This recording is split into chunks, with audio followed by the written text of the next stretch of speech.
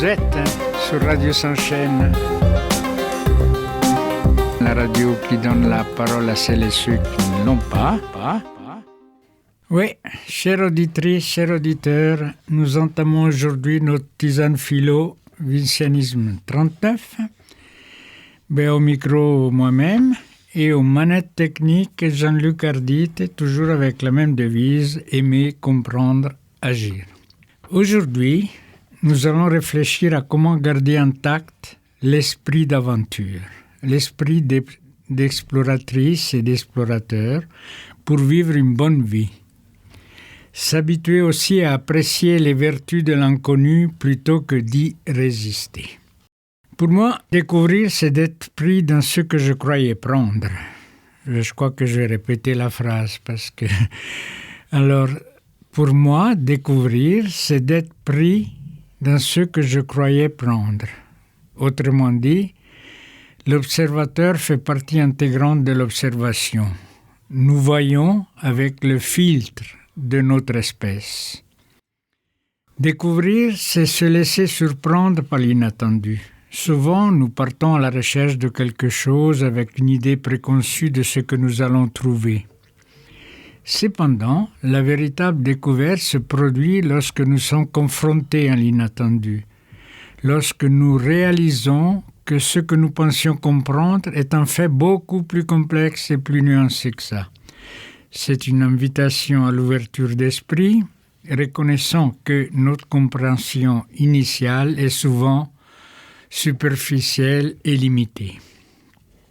En quelque sorte, il s'agit de naviguer entre le connaissant et le connu. Découvrir, c'est aussi apprendre à jongler entre ce que nous savons déjà, donc le connu, et ce que nous apprenons au fur et à mesure le connaissant.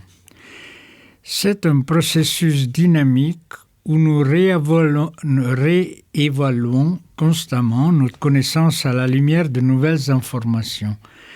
C'est comme naviguer en mer où la carte représente ce que nous savons, mais où chaque nouvelle exploration nous force à redessiner les contours de cette même carte. Parfois, il faudrait carrément décrocher de la réalité la plus plausible. Découvrir nécessite de remettre en question ce qui semble le plus évident. Il faut être prêt à suspendre son jugement et à envisager des possibilités nouvelles ou radicales. Cela peut signifier explorer des idées qui à première vue semblent improbables ou même absurdes, mais qui, avec une investigation plus approfondie, révèlent des vérités inattendues. Penser, c'est rédiger une guide d'orientation dans l'inconnu. Dans ce contexte, je vais boire un verre d'eau. Dans ce contexte, un guide n'est pas une personne ou un manuel, mais plutôt une attitude ou une méthode qui nous aide à naviguer. Cela peut inclure des principes tels que la curiosité, l'esprit critique et la souplesse et l'agilité mentale. C'est aussi un rappel que bien que nous ne puissions jamais tout savoir, nous pouvons nous orienter efficacement en utilisant les outils intellectuels et émotionnels à notre disposition. Je me demande très souvent, le réel est-il fabriqué après coup par notre intelligence et nos interprétations ? Évidemment, cette question soulève une réflexion philosophique sur la nature de la réalité. Notre perception du réel est-elle une construction de notre esprit façonnée par nos expériences, nos croyances et nos interprétations ? En d'autres termes, ce que nous considérons comme réel est-il en grande partie le produit de notre intelligence et de notre façon d'interpréter le monde autour de nous ? Oui, en complément à ce début de réflexion sur l'inattendu, je profite de vous présenter un livre qui répond, évidemment seulement en partie, à ces questionnements. Il s'agit de L'éloge de l'insécurité d'Alan Watts. En voici le résumé. Dans L'éloge de l'insécurité, Alan Watts nous invite à repenser notre relation à l'incertitude et à l'insécurité. Contrairement à ce que notre instinct nous dicte souvent, Watts soutient que l'insécurité est non seulement inévitable, mais aussi essentielle pour une vie pleine et épanouie. Alan Watts commence par démystifier notre quête incessante de sécurité.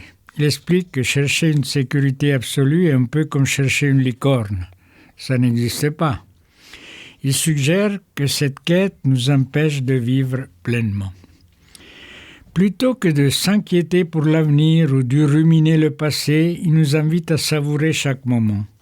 En d'autres termes, soyez comme un chat qui profite du soleil sur un rebord de fenêtre sans se soucier de la pluie du lendemain. Watts pense qu'il faut être presque nonchalant face à l'inconnu et à l'imprévisible. En fait, il vaut mieux apprendre à naviguer avec les vagues plutôt que de vouloir les contrôler.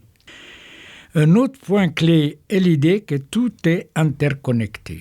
Watts nous rappelle que l'isolement est une illusion et que nous faisons tous partie d'un vaste réseau d'interrelations. Imaginons que nous sommes une note dans une symphonie. Nous sommes uniques, mais notre vraie magie se révèle quand nous jouons, si possible en harmonie, avec les autres notes. Embrasser l'inconnu comme une opportunité plutôt que comme une menace. J'ajoute à cette réflexion une phrase d'Henri Bergson, extraite de son ouvrage L'évolution créatrice et citée par Gilles Deleuze, qui m'a beaucoup marqué. Le vivant tourne les obstacles en moyens. Le vivant tourne les obstacles en moyens. Cette phrase encapsule une idée puissante et dynamique sur l'adaptation et la résilience des êtres vivants face aux défis. Mais qu'entend-on par là exactement? Bergson parle de tout ce qui est vivant, des micro-organismes aux êtres humains. Pensez à la diversité de la vie sur Terre, les bactéries qui s'adaptent aux environnements les plus hostiles, les plantes qui trouvent des moyens ingénieux pour survivre, et bien sûr les humains, avec leurs inventions et solutions créatives. Et les obstacles, les difficultés ou contraintes que tout organisme vivant rencontre dans son environnement, il faut le citer. Cela peut aller de manque de ressources aux prédateurs en passant par les conditions climatiques extrêmes. Et tourner donc en moyen, cette partie de la phrase est la clé de voûte de l'idée de Bergson. Il ne s'agit pas seulement de surmonter les obstacles, mais de les transformer en avantages ou en outils pour progresser. Au lieu de simplement survivre aux obstacles, les êtres vivants les utilisent à leur avantage. Bergson met en lumière la capacité des êtres vivants à évoluer face aux défis. Dans le processus évolutif, les espèces développent des traits et des comportements qui leur permettent non seulement de surmonter, mais de tirer parti des obstacles. Par exemple, les cactus ont développé des épines, qui au fond sont des feuilles modifiées, pour réduire la perte d'eau dans les déserts arides, transformant ainsi un environnement hostile en un habitat viable. L'ingéniosité qu'il faut ici révéler est cette capacité à tourner les obstacles en moyens. C'est une invitation à voir chaque défi non pas comme une barrière infranchissable, mais comme une opportunité de croissance et d'innovation. Par exemple, lorsque les humains ont rencontré la barrière de l'obscurité, ils ont inventé le feu, puis l'électricité, deux inventions qui ont radicalement changé la manière dont nous vivons. Au-delà de la biologie, cette citation reflète une philosophie de la créativité et de l'innovation. Face à un problème, l'approche bergsonienne nous encourage à ne pas nous laisser décourager, mais à voir comment nous pouvons transformer ce problème en une solution avantageuse. C'est l'esprit même de l'ingénierie et de l'innovation humaine, voir chaque défi comme une opportunité déguisée. Comme le disait Bergson et repris par Deleuze, chaque obstacle est une chance de réinventer et d'avancer. Pour ma part, les réflexions précédentes nous font penser que nous n'existons pas en tant qu'individus isolés. Dit autrement, nous ne sommes pas des îles perdues dans l'océan de la vie. Mais en même temps, nous ne pouvons pas dire que nous n'existons pas. C'est un peu compliqué, mais imaginons simplement que la vie est une coexistence relationnelle. Une coexistence relationnelle. C'est une voie moyenne entre être et non-être. Nous pouvons la nommer l'inter-être. L'inter-être. Nous sommes constamment en relation avec tous ceux qui nous entourent. Nous n'existons pas totalement par nous-mêmes, ni totalement dépendants des autres. C'est comme marcher sur une corde raide entre être et non-être, c'est là que se situe l'inter-être. L'identité, ce concept qui parcourt toutes nos philosophies, et cela depuis des siècles, selon moi est une chose inexacte, car en vivant et en explorant la vie, nous ne devrions pas nous croire autorisés à retrancher du réel l'activité que nous employons à l'observer, à l'explorer. Nous faisons partie du monde, même quand on s'illusionne de l'observer depuis l'extérieur. D'ailleurs, l'identité n'est pas fixe ni précise, elle est fluide et changeante. En vivant et en explorant la vie, il est crucial de reconnaître que notre observation et exploration influencent ce que nous percevons comme réel. On ne peut pas se permettre de séparer notre activité d'observation de ce que nous observons. C'est un peu comme dire que nous ne pouvons pas regarder un feu d'artifice sans que nos contentements ne fassent partie de l'expérience.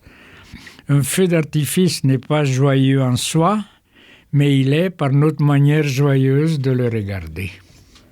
En fait, vivre n'est pas ressembler à son environnement, car notre milieu de vie est co-engendré par les compétences qui nous permettent de nous y adapter.